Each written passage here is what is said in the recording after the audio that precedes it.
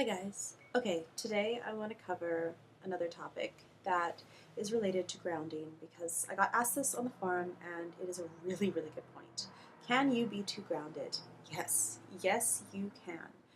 See, everything in a spiritual practice is a balance.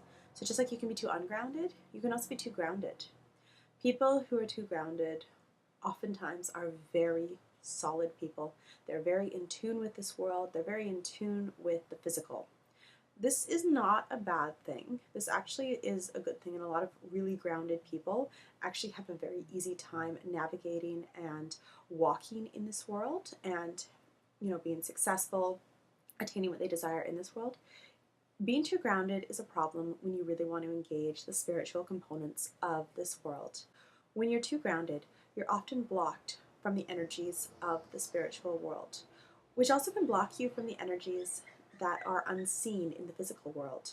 We are in a physical and a spiritual world that's kind of aligned with each other. So there are unseen forces that happen all around us. And when we're too grounded, we can often miss them and they can go unnoticed to us.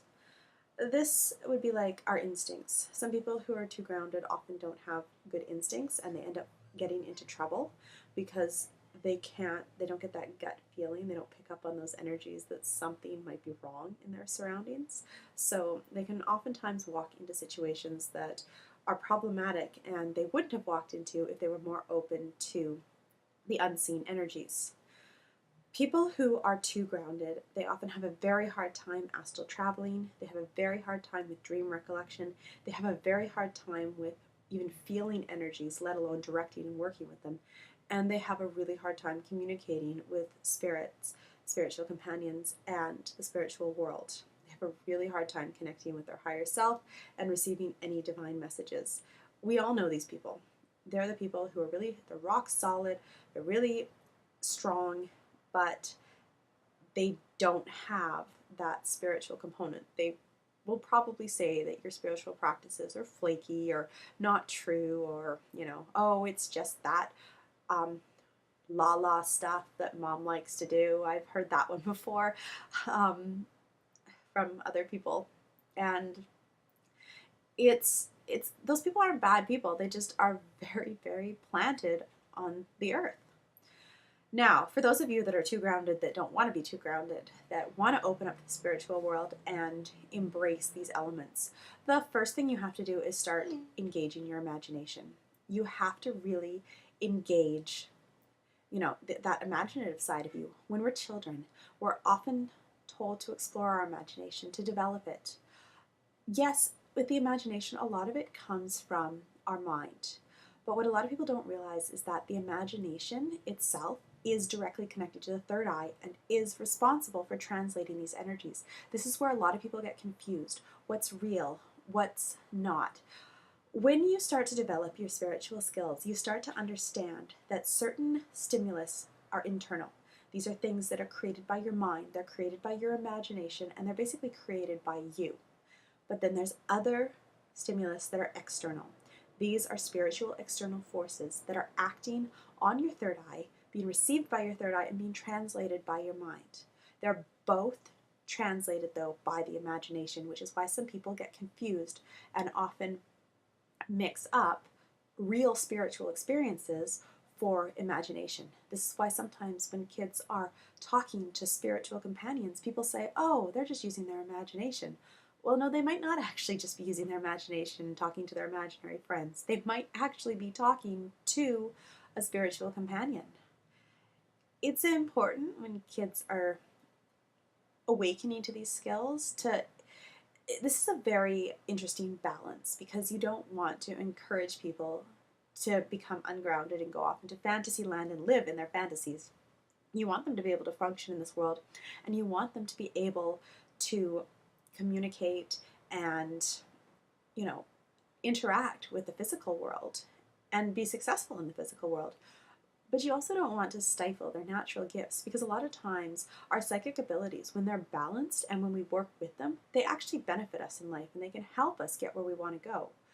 And some kids, they have incredible abilities that are shut down in their teenagers because they've been told it's just their imagination. I know a lot of people who have said that they used to be incredibly open to spirits when they were a kid, and then when they were a teenager, it just shut down. That's because as a society, we don't really acknowledge the spiritual. We shut down to it. We flat out say it's just the imagination. We don't engage it. But sometimes it's not just the imagination. Sometimes it's actually seriously an experience that is happening.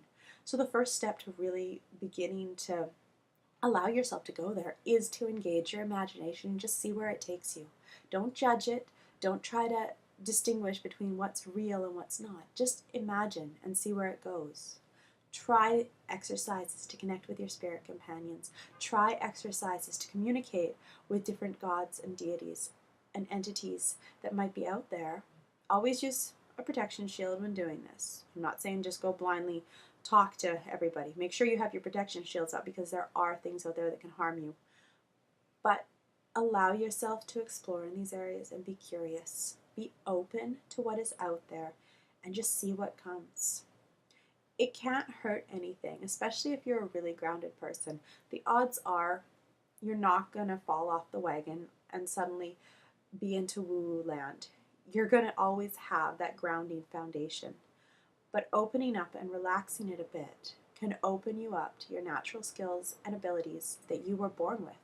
It can be scary going into the spiritual world because as a society, especially out here, we don't really engage it. We don't really acknowledge it. We're just kind of starting to rediscover it, and we're just starting to reintegrate it into our everyday life and realizing that, hey, some of these people, they're not crazy. They actually, our old aunt that used to talk to the ghosts, she was actually talking to the ghosts. She got messages from dead relatives, and some of the things she said was quite accurate. So we're starting to realize that these things exist, and they're not just part of our imagination. There's more going on there. Science really has only begun to scratch the surface of what's out there, and as we've looked at the progression of science over time, we're starting to discover more and more, and there are certain things in science that at one time were they said it wasn't true. They flat out said at one time that lighter than air travel was not, or they flat out said that heavier than air travel was not possible. Well, now we fly in airplanes. So science is continuously reinventing itself. And a lot of times, the things that push science ahead is one's ability to imagine, one's ability to dream. And that is getting inspiration and getting guidance from the spiritual world as to what's possible out there. We are just on the pinnacle of discovering so much. There is so much left to learn about and to uncover. And it's those that have had an open mind and those that have allowed themselves to dream and to go into these areas that have really had an impact and really pushed us ahead. So it's really important to keep that element open and to remember that not everything can be measured right now. Not everything can be seen, and not everything exists in the physical world. So if you're too grounded and you want to open up to the spiritual, start with your imagination. Start with allowing yourself to dream again. Don't get stressed out. Don't force yourself, and be patient with yourself when doing this. You have to basically relearn what you knew naturally as a child. So thank you so much for watching. If you like this video, feel free to subscribe below, and we would love to have you join us on our online discussion forum at satanandsons.com. That's satanandsons, SUNS.com. Thank you so much, and I look forward to seeing you in the next video. Bye!